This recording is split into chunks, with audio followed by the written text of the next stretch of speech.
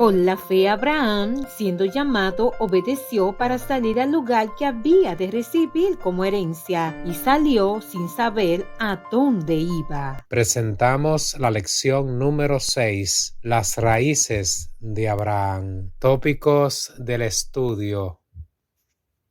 Esta sección central cubrirá el viaje de Abraham desde el primer llamado de Dios, Lech Lejá, vete, que lleva a Abraham a dejar su pasado, hasta el segundo llamado de Dios, Lech Lejá, vete, que lleva a Abraham a dejar su futuro, representado en la existencia de su hijo. Como resultado, Abraham está siempre en movimiento, siempre migrando, razón por la que también se lo llama extranjero. En su peregrinación, Abraham está suspendido en el vacío, sin su pasado que ha perdido y sin su futuro que no ve. Entre estos dos llamados que enmarcan el viaje de fe de Abraham, Abraham escucha la voz de Dios que lo tranquiliza. No temas, Abraham. Abraham ejemplifica la fe y en las escrituras hebreas se lo recuerda como el hombre fiel. En el Nuevo Testamento, Abraham es una de las figuras veterotestamentarias más mencionadas y esta semana comenzaremos a ver por qué. ¿Por qué Dios llamó a Abraham a dejar su país y su familia? La última vez que Dios ha hablado a una persona, al menos según lo registran las escrituras, fue a Noé. La orden de dejar su tierra para ir a Canaán iba acompañada de una promesa de bendición, honra y protección por parte de Dios. Además, Abraham sería una bendición para todos los que le rodeaban y para todas las naciones a través de su simiente. El primer paso que debía dar era abandonar su país, Ur de los Caldeos, que también es Babilonia, y llegar a Canaán. Ese llamado a salir de Babilonia tiene una larga historia entre los profetas bíblicos. De igual modo, nosotros también somos llamados a abandonar las falsas doctrinas de Babilonia y obedecer las órdenes de Dios, abrazando la salvación que Dios nos ofrece. La partida de Abraham también incumbe a su familia. Abraham debe dejar su herencia y mucho de lo que aprendió y adquirió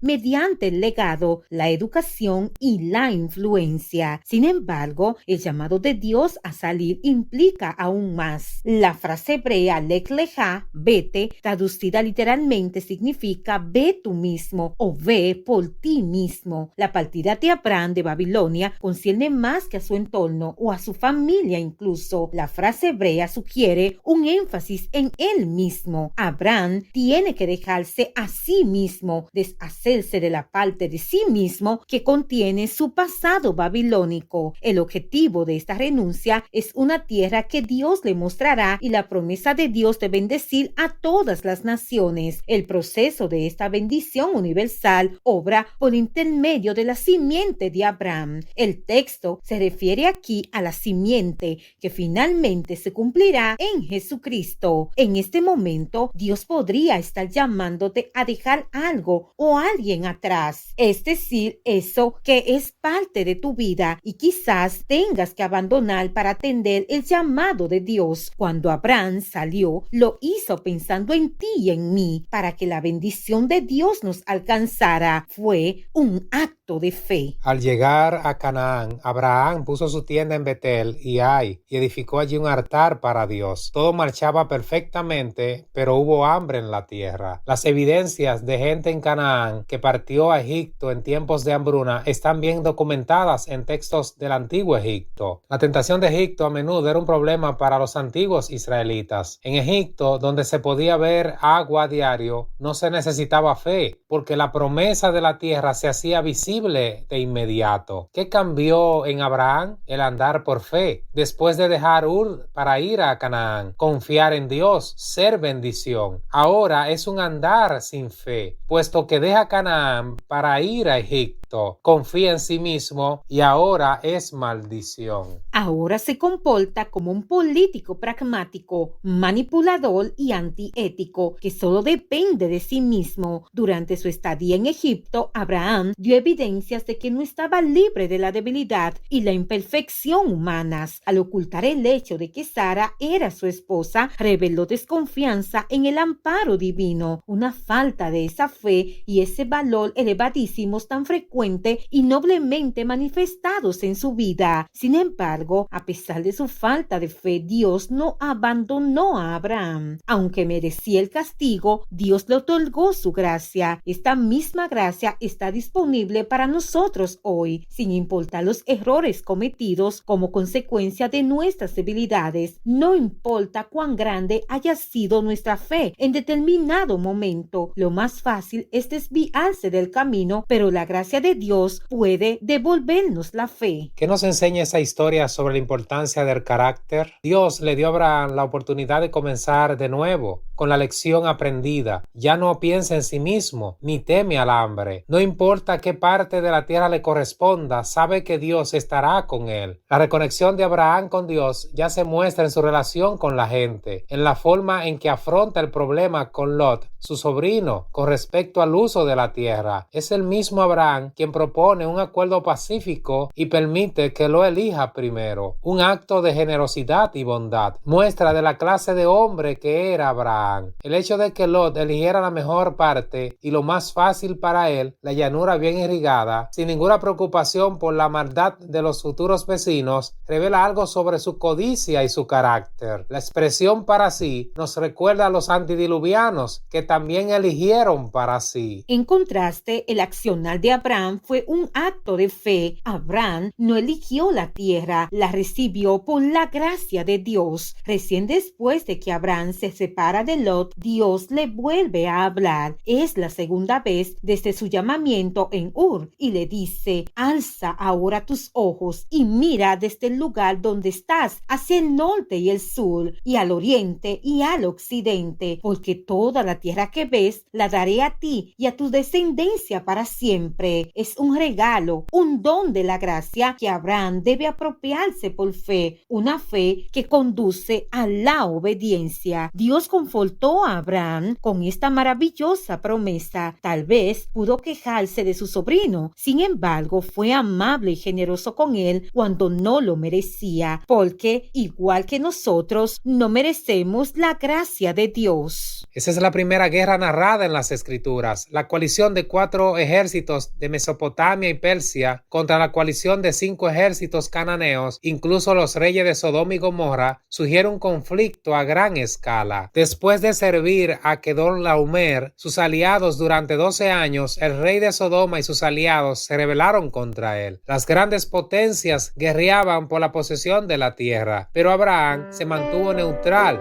Después de todo, él sabía que él era el verdadero señor de la tierra que Dios le había regalado. La razón de la neutralidad de Abraham es que para el patriarca la tierra prometida no se adquiría mediante la fuerza de las armas ni la sabiduría de las estrategias políticas. El reino de Abraham era un regalo de Dios. Solo cuando se enteró de que su sobrino Lot había sido capturado, buscando ante todo el consejo divino, Abraham se preparó para la guerra. Con el apoyo divino bastaron 318 hombres para rescatar a Lot y hacer huir al ejército hasta Damasco. Dios fue engrandecido. Sin duda, su influencia en la región creció y la gente vio la clase de hombre que era y aprendió algo más del Dios a quien servía. ¿Qué tipo de influencia están teniendo nuestras acciones sobre los demás? ¿Algún tipo de mensaje enviamos con nuestra fe, con nuestros actos? No solo debemos parecer personas que tienen fe, sino ser personas de fe.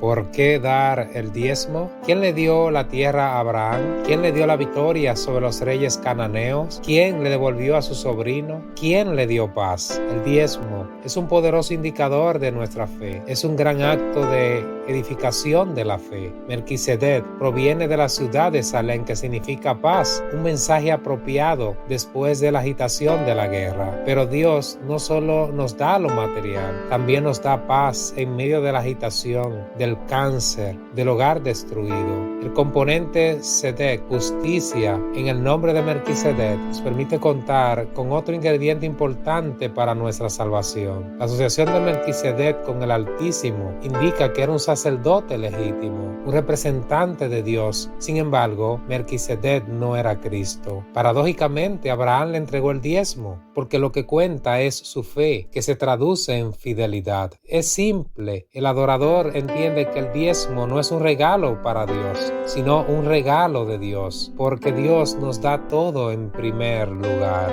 Dios te bendiga.